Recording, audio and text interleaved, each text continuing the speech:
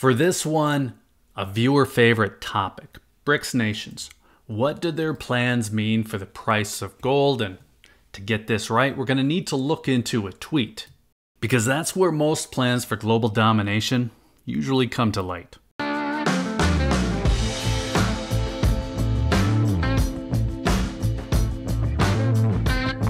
There's a lot of speculation on a common currency being launched by the 5 BRICS nations. One bit of speculation is that the currency will be gold-backed. We hear that a lot. Another is that it's going to be announced as soon as next month at the August Summit in South Africa. That part, it's new. And then another is that it isn't 5 nations who will be participating, it's 46. Well, that part, that isn't really speculation. That's just, I don't even know what that is. Picking a bigger number based on nations who've apparently shown interest in becoming part of the bloc. Now just ignore that part for a minute because there are still only 5 member nations.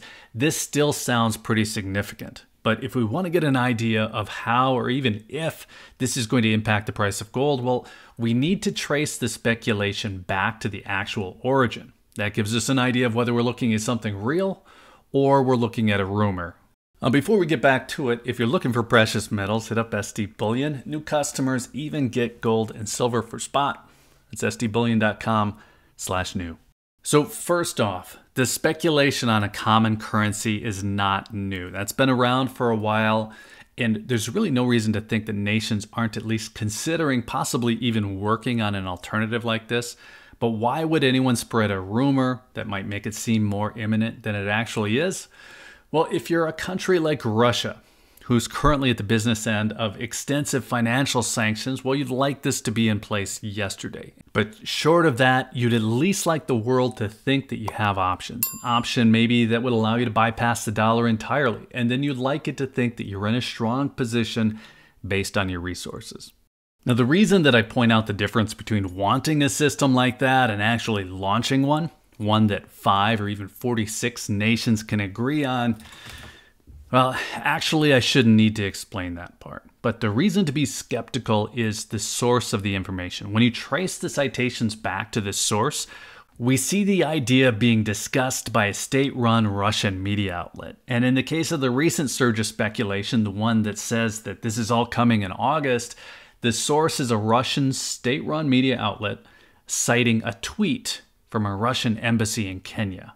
So it's possible that we'll see that announcement coming in the August summit in South Africa. We would probably all agree here that something like that is in the bloc's best interest. But before we call this official, there are probably a few other things to look at. And one is that we've seen at least one of those nations push back on this idea.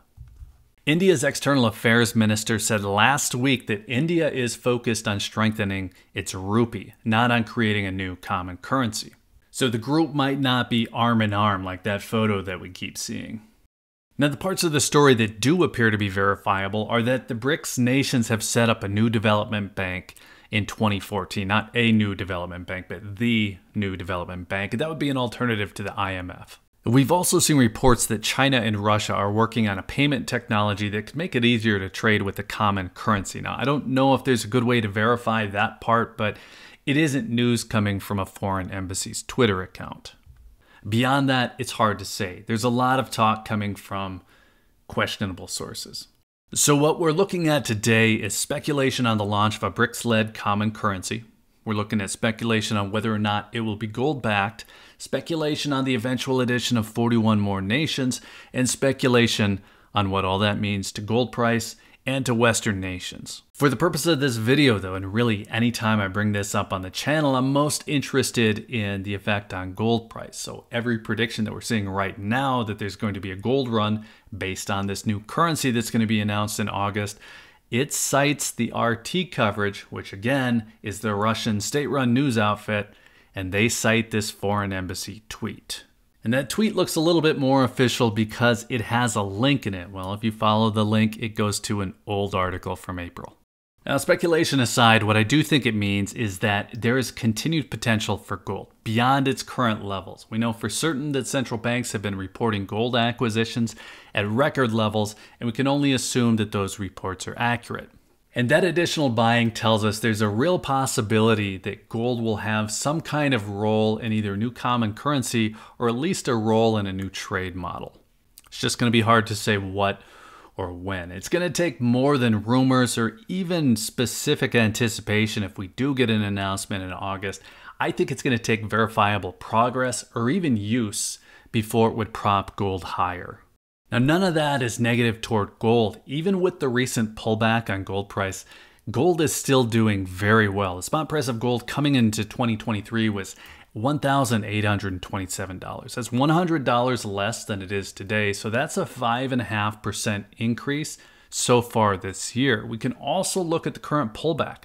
It's been a pretty good time to buy because 2023's high was $2,052. So we're looking at a 6% pullback from that.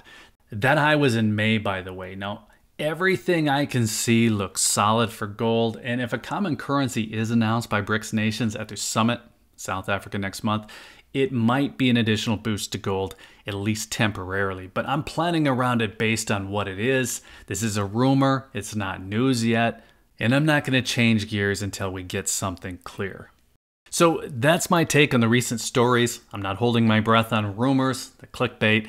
I think the idea is interesting enough that a lot of people just want it to work. This idea that something tangibly backed would be used to overthrow the current USD champion, currency no longer backed by anything physical at all, well, it's interesting. It speaks to what's fair. It speaks to calls for accountability and responsibility, but I doubt any nation out there wants to give up the ability to manipulate their currency, at least to some extent.